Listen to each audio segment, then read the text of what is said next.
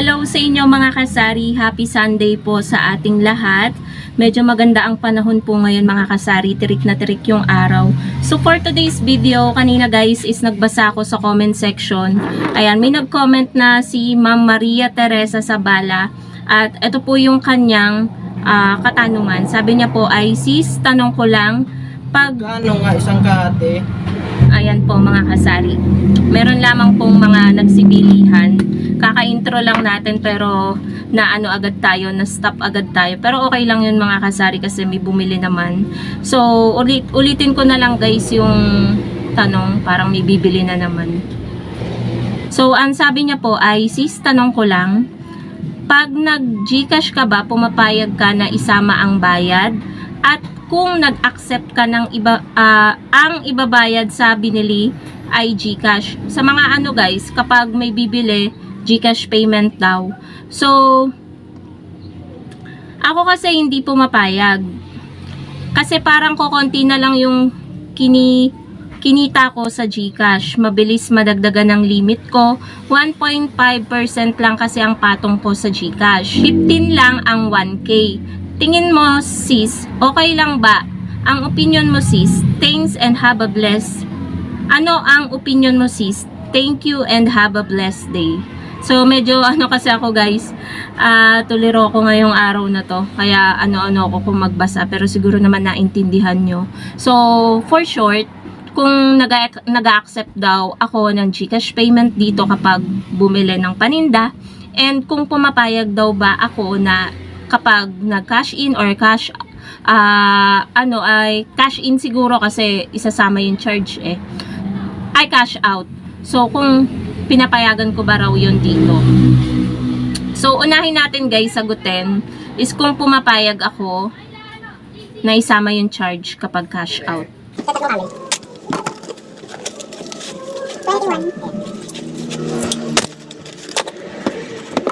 May bumili lang guys. So, dati, mga kasari, depende sa mood ko Yun yung katotohanan. Depende sa mood namin. And depende kung wala nang laman yung Gcash namin. Doon kami pumapayag na isama ang charge. Pero tama nga naman ang sabi niya kasi nababawasan din po yung limit ng natin kapag nag-a-accept tayo na isasama na yung charge. Dito kasi guys, may patakaran kami na kung magkano yung ipapatong mo, yun yung papatungan natin ng charge. Kasi yun yung cash out, 'di ba?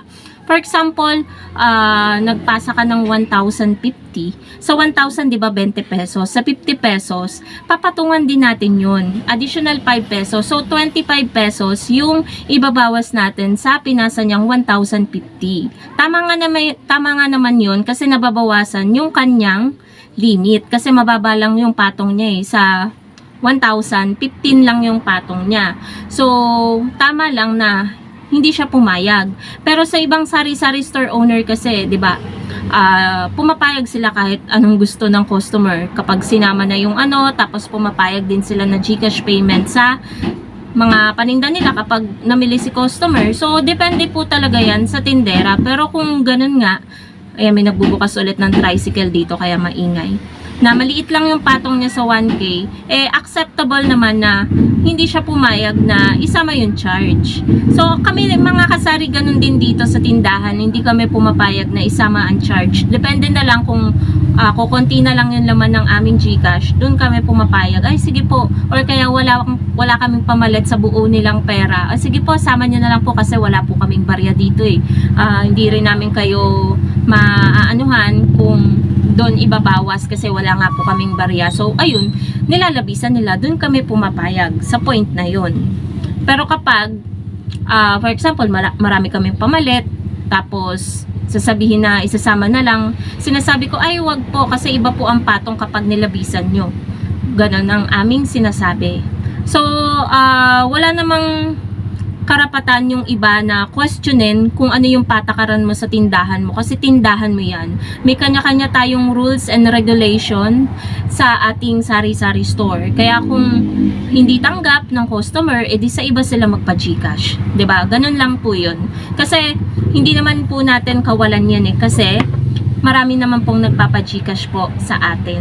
Sabihin na nila na, sama naman ang ugali nito, ganito, ganyan. Bahala kayo sa gusto nyong isipin. Yun kasi yung patakaran natin sa ating sari-sari store.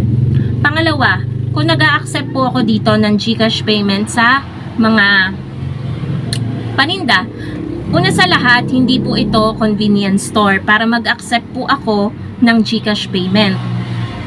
So, yun po ang tanong ni Ma'am Maria. So, dito sa sari-sari store ko, hindi talaga ako natanggap ng Gcash payment. Kasi, ayun nga bukod sa nadadagdagan yung limit natin, nababawasan, 'di ba? Imbis na magagamit natin yun sa mga transaction talaga natin sa Gcash, mawawala, mababawasan, 'di ba? Lalo na kung ang limit mo lang is 100k, mabilis 'yan, mabilis maubos. So, ang limit naman namin dito sa dalawang cellphone is 500k, minsan nauubusan din talaga kapag malalaki yung amount na pumapasok sa mga nagpapa-Gcash. So, ayun nga, dahil nga hindi convenience store ang ating tindahan, sari-sari store lang po. Minsan kasi kahit may dalang cash yung customer, para hindi mabawasan yung pera nila, tinatanong nila, utak din ng mga customer, mga kasari. Medyo nawala yung tirik ng araw kaya medyo dumilim. Minsan yun nga mga kasari, na distract ako dito sa tumatawag Inaayos kasi namin mga kasari yung cellphone ni mother kasi hindi ma-open yung Gcash niya. Nung inayos namin, nilipat namin sa ibang cellphone, mabubuksan pa daw ng bandang mga 12:56 mamaya. Anong oras pa lang ngayon? Mag-aalas 11 pa lang. So may isang oras at ano pa, mga kulang-kulang 2 oras pa yung aantayin namin para mabuksan yung Gcash niya. Nagka-cash out kasi siya kanina, ayun yung nangyari, hindi mabuksan yung Gcash niya.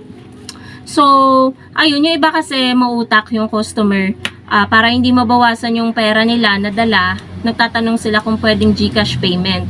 So, lagi kong sinasabi hindi pwede kasi nga, ayun mga kasari, bukod sa nababawasan ngayon limit natin, talagang mautak din yung mga customer yung ibang ginagawa, para makabili pa rin sila, sige po, ika-cash out ko na lang. So, pwede naman palang i-cash out, 'di ba? Kumita pa yung sari-sari store, 'di ba mga kasari? Kaya, ayun, talagang kailangan natin ng utak din Kasi, yung customer, ginagamitan tayo ng utak. So, gamitin din natin, mga kasari, yung utak natin, 'di ba?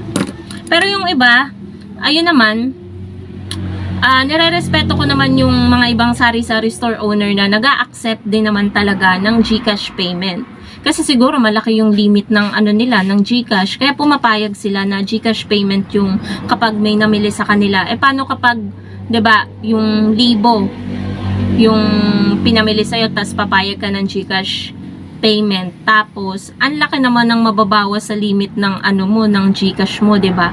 Kaya tama rin yung tama rin yung tanong sa akin ni Kasari.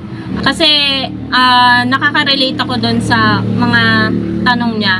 Kung pumapayag ako na isama yung charge, which is hindi ako pumapayag, pero minsan depende sa situation pumapayag ako. Tapos second is yung kung nag-accept ako ng Gcash payment kapag may binili si customer dito sa tindahan. So it's a no. Yun lang po ang aking sagot sa inyong katanungan. So, kung merong ko-questionin yung mga tanong ko, konting respeto naman, 'di ba? Kasi alam niyo naman na may iba't iba tayong na patakaran sa ating tindahan. Kaya kung kayo ay nag-a-accept ng Gcash payment, iba-iba po tayo, 'di ba? Iba-iba tayo ng dito sa ating tindahan. Merong nag-a-accept, merong hindi. Pero ang mahalaga nun is nire-respeto natin ang bawat isa kung ano man yung rules nila sa kani-kanilang mga tindahan. So, yun lang naman po ang aking vlog for today.